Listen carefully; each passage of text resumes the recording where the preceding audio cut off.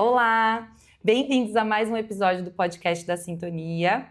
E hoje a gente tem um tema muito especial para os pais das crianças pequenas que ficam em casa antes ou depois da escola. A gente está sempre pensando sobre isso aqui, o que essas crianças ficam fazendo, como elas se desenvolvem. E esse é o tema central da nossa conversa de hoje, que vai trazer uma pessoa muito especial aqui para a nossa mesa. Mas eu queria que vocês refletissem um pouco sobre algumas coisas que a gente relacionou aqui para falar hoje. Quando as crianças estão fora da escola, o que elas ficam fazendo? Será que elas estão assistindo muita TV, jogando no celular? Isso é uma preocupação para todo mundo? Para a gente é uma preocupação bem importante. E é por isso que hoje a gente trouxe aqui um profissional que a gente muito admira e gosta muito, Gustavo de Castro Lima. Vou ler um pedacinho do currículo extenso dele para vocês. Gustavo é músico, educador e pesquisador da cultura popular brasileira. Ele atua há mais de 20 anos com musicalização infantil e projetos educativos com arte. E a parte mais legal é que agora ele vai estar à frente da nossa oficina, que nós chamamos de Corpo Brincante. São as novas oficinas de musicalização aqui da Sintonia. Bem-vindo, Gu! Obrigado. E eu acho que a melhor forma de apresentar o Gu é contar um pouquinho da nossa história com ele, né? Vamos contar?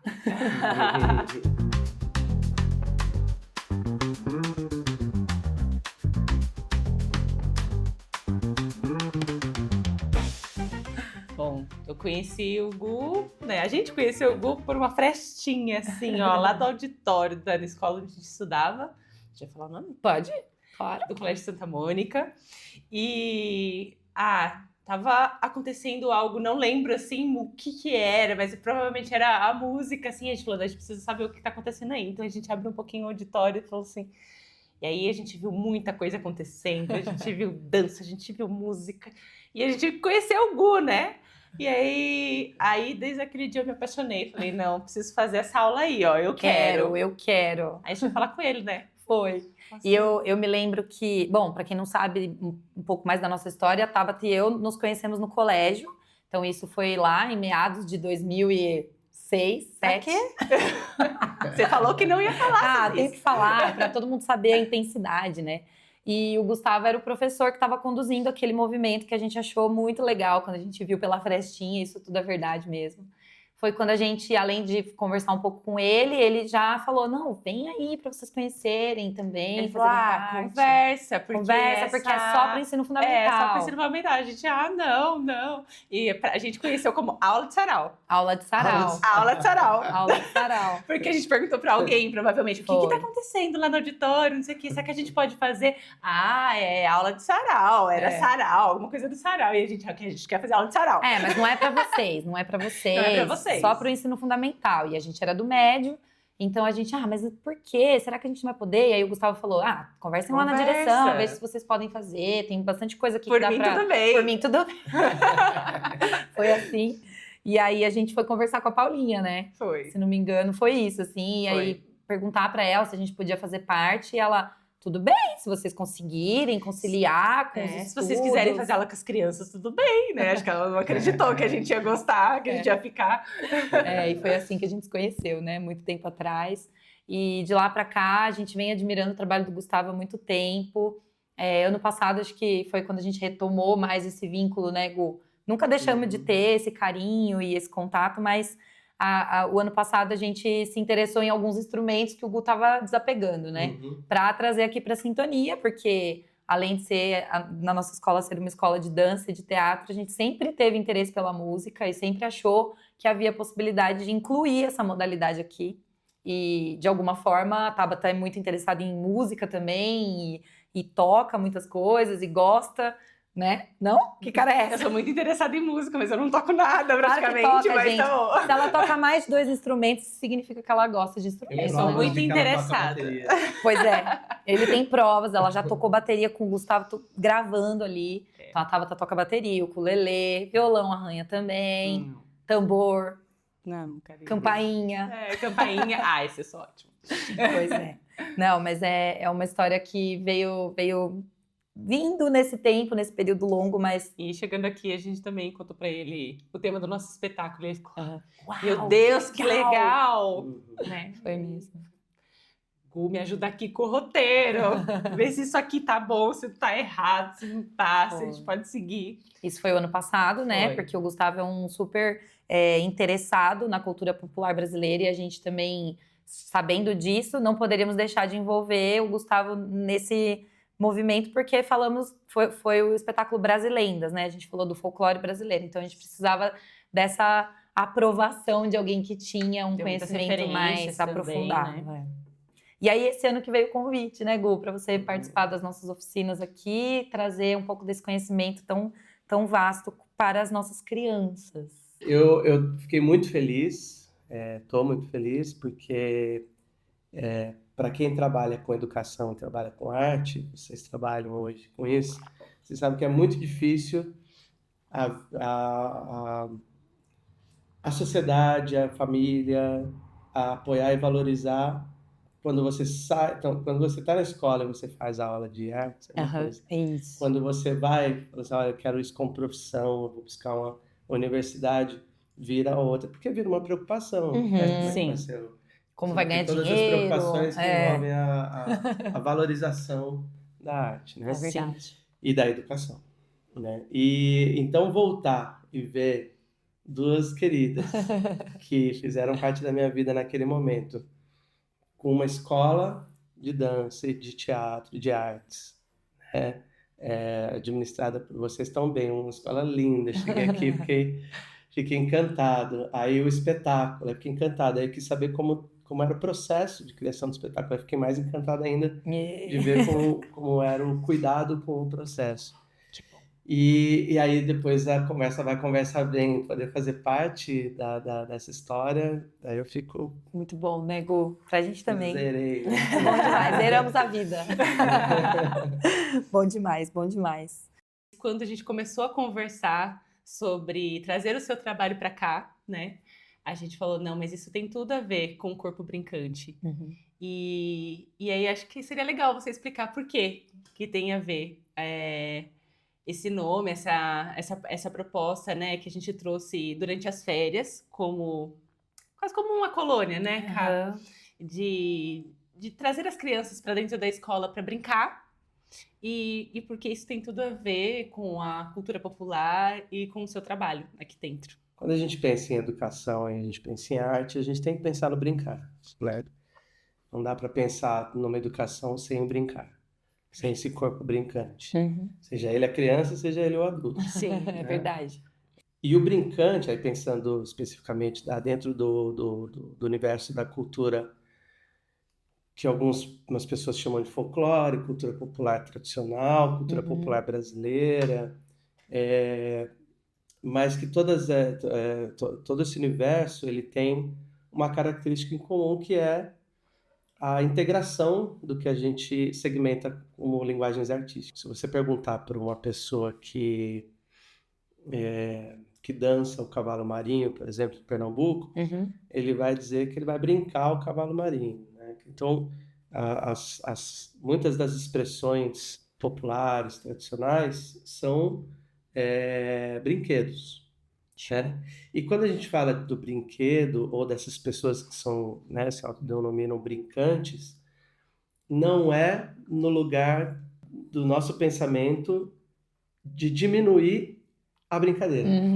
Que é o que todos nós fazemos. Porque a tendência nossa quando a gente pensa no brincar, é diminuir a função do brincar, diminuir a importância dele. No nosso caso aqui, o corpo brincante é esse corpo que brinca, e dentro do que a gente pode explorar das culturas, das expressões tradicionais, são essas brincadeiras que a gente identifica como dança, como música, mas está tudo misturado, né? Então, a poesia numa improvisação, dentro de uma mesma brincadeira que um está dançando, outro está tocando, prestando atenção naquela relação da música com a dança, porque o corpo dança justamente aquilo que está escutando. Perfeito. E vice-versa, e a poesia acontecendo, e a cena acontecendo, a dramatização acontecendo, então tudo isso integrado. Isso é a brincadeira dentro da cultura popular, que a gente chama de cultura popular. Legal. Legal. Legal demais. Agora me veio uma coisa na cabeça que é como eu me sentia importante dentro das suas aulas. Porque eu lembro até hoje de uma aula de coco. Então a gente tava tipo de uniforme, Uhum. né? Uniforme da escola e tira o sapato. E a gente, meu Deus, onde vai tirar o tênis? Né? Imagina, era uma coisa muito diferente. A gente tirava o tênis e ficou, né? Acho que você passou a movimentação dos pés. Foi. Eu lembro dessa coisa pensa que vocês estão na terra, né? Então, era Batendo o pé no chão. Exato, era Lembro disso. um chão diferente do que a gente estava, mas toda aquela imaginação e a gente naquela repetição, que não era repetição que tem que repetir, sim, porque, meu, você estava tão envolvido naquilo e eu lembro de pensar, meu, que legal, que oportunidade única eu tô tendo aqui, acho que eu não teria isso em lugar nenhum, assim, o quanto eu me sentia importante naquele brincar. Fazendo assim, aquilo, né? Que Brincando. especial, assim. Tipo, lembro que a gente tava acho que como a gente tava no auditório, eu não sei se você tinha usado alguma coisa do telão, mas eu lembro que tava aquela luz azul do telão, se você ligava pra contextualizar, assim, Trabalhava né, com as ferramentas que tinha, né, Gu? Já que não tinha mas como tava ser no na natureza, a gente auditório, tava né? ali fazendo o que dava. E aquilo ficou marcado, assim, pra mim. Mas Muito. fica mesmo. Eu acho que eu também tenho essa lembrança, assim, de ter um potencial visto ali dentro. E eu acho que as brincadeiras, elas trazem isso, né? Que não é visto pelos adultos. Que as crianças se organizam, né? É. Elas se organizam de acordo com as qualidades que elas têm, né? Então Sim. as brincadeiras vão se organizando naturalmente ali, Sim. né?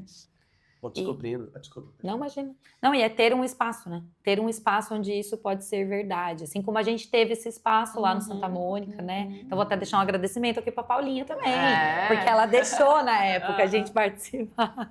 E sempre teve esse olhar, né, naquele período, de deixar um adolescente participar com uma criança. E a gente estava até falando outro dia aqui também, né? Um pouquinho antes, do quanto é rica essa troca da criança mais velha com a criança pequena, né? Sim. Como eles se veem na criança mais velha. O né? brincar não como a gente tá falando, né? Também é uma linguagem ali, né? Então é uma linguagem que une, né? Não distancia Não. as idades, né? Uhum. Um adulto pode brincar com uma criança. Sim, não tem um Acho limite. que o brincar aproxima, né?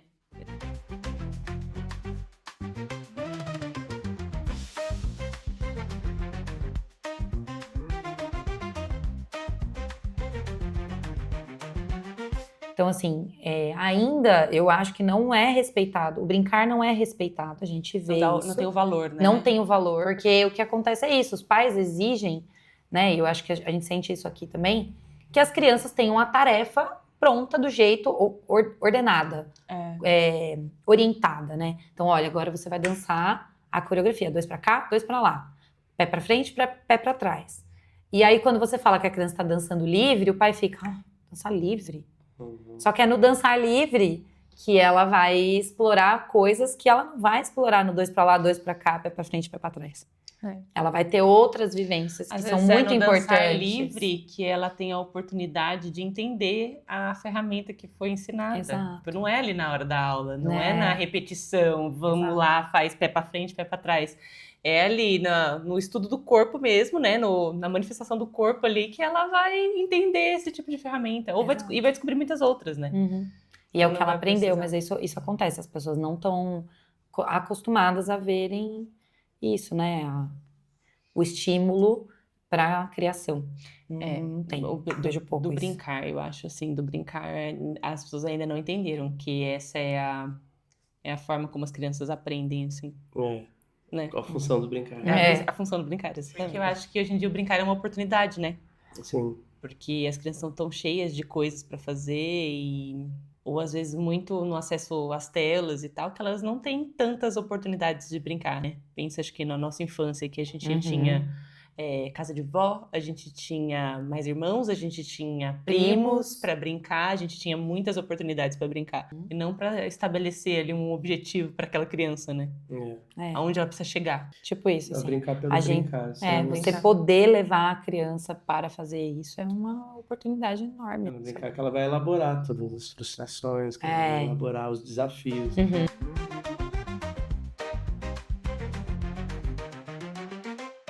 Por que as oficinas do corpo brincante não podem ser consideradas mais uma obrigação na rotina das crianças? A criança já está sobrecarregada, né? A gente está falando aqui de qualidade de tempo e de espaço para a Perfeito. criança. Se ela já é sobrecarregada com as atividades que ela tem na escola e no contraturno, com aulas voltadas para o esporte, para a saúde, mas aquilo já é uma tarefa com desempenho a ser cobrado. Sem dúvida. Então, mais uma na vida dela, de fato, a gente está mais prejudicando do que ajudando, porque Sim. ela já está com sobrecarga. E a criança precisa do ócio, não só a criança, né? As crianças precisam do ócio, do descanso, do sono. Então, é muito importante que essas atividades sejam lúdicas, sejam um espaço e um tempo para ela se desenvolver brincando de maneira leve, de maneira prazerosa, sem cobrança, porque isso sim vai contribuir no tempo dela de elaborar De amadurecimento. o amadurecimento. A Lídia Ortelli, educadora referência para mim, que estuda a cultura das infâncias, ela fala sobre essa importância do brincar pelo brincar, né? Sem uma outra finalidade, né? Que é no brincar que já tem tudo, né? No brincar já está todos os elementos importantes para o desenvolvimento já estão no próprio brincar, né? E quando você põe uma finalidade ou pedagógica, ou, né, então, vamos brincar disso para isso, aí você, quer ou não, coloca ali uma expectativa de um desempenho, de alguma coisa que foge, talvez, daqueles elementos básicos do brincar. É importante pensar o brincar pelo brincar, não brincar com alguma finalidade para chegar em tal lugar, né? Sim, e que brincar é coisa séria, né? A gente já está em contato com isso há um tempo e acho que foi depois da maternidade que a gente conseguiu entender melhor, né? Acho que a gente aprendeu muito isso com o pessoal do Terra de Almofadas também, né? O Daniel sempre fez uns comentários sobre isso com a gente viu muito nas músicas e a gente foi aprendendo muita coisa sobre isso.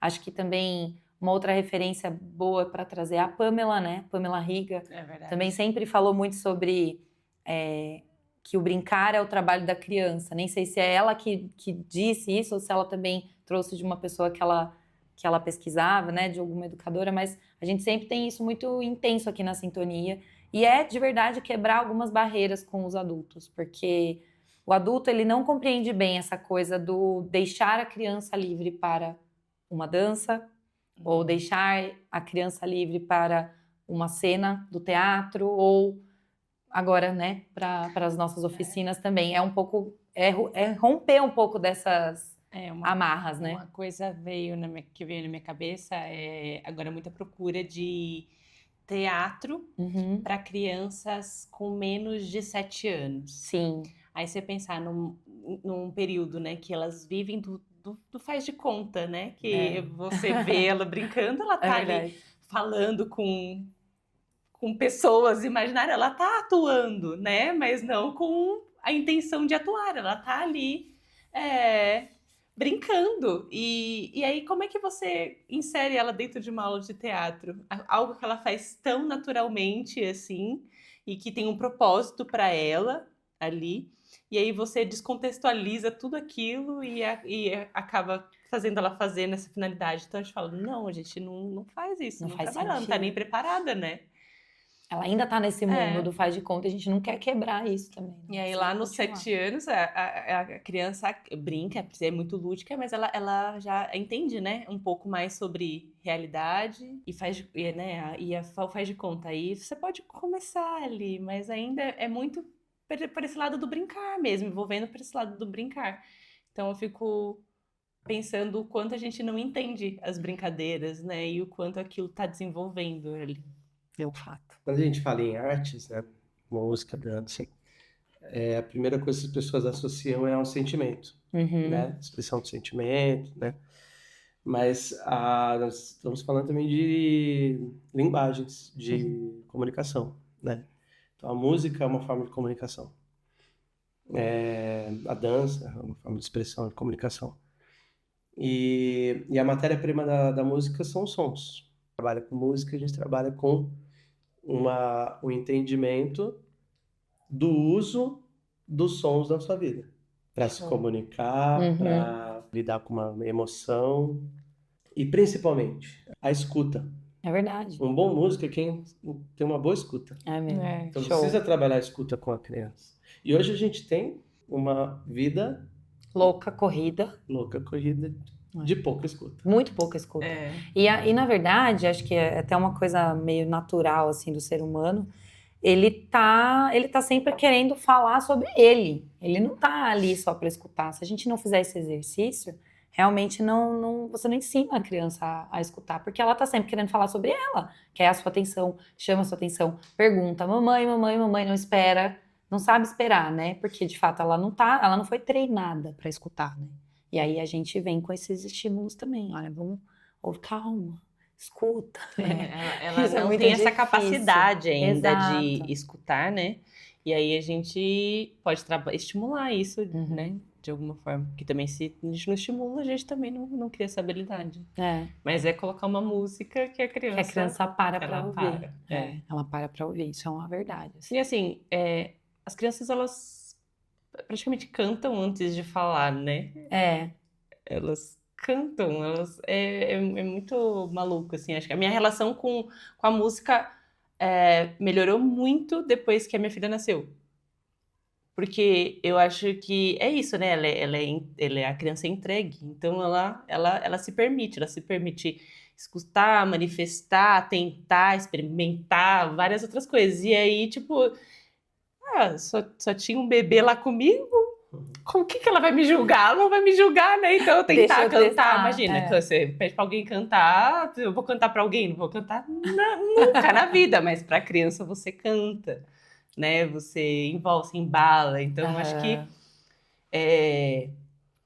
é isso, né? Essa coisa da linguagem, é uma comunicação que eu acho que as mães têm com a criança também, é isso da música, né? Não sei se é uma realidade em todos os lugares, mas aqui a gente recebe crianças que claramente não sabem mais brincar, sabe? Precisa de distração o tempo inteiro. Precisa que um adulto distraia, um celular distraia, uma televisão distraia. Né? A gente sabe, né? A gente vê crianças que comem na frente da televisão, que acordam e dormem na frente do celular, que precisam dessas coisas para coisas básicas, né? Então, eu imagino que para brincar também seja. Sim. E aí, como resgatar isso? Não sei se a gente não... Se é possível ser humano não saber brincar, sabe? Legal. É legal. Mas ela não ter espaço. Mas não tem espaço, não tem Eu também estímulo, né? Perfeito. Qualquer possibilidade de estímulo para brincar Vai fluir. Vai acontecer. Também acho. Mas eu acho que é isso. Acho que esse é o grande ponto, assim. Quais são as vezes que a gente consegue esse estímulo, né?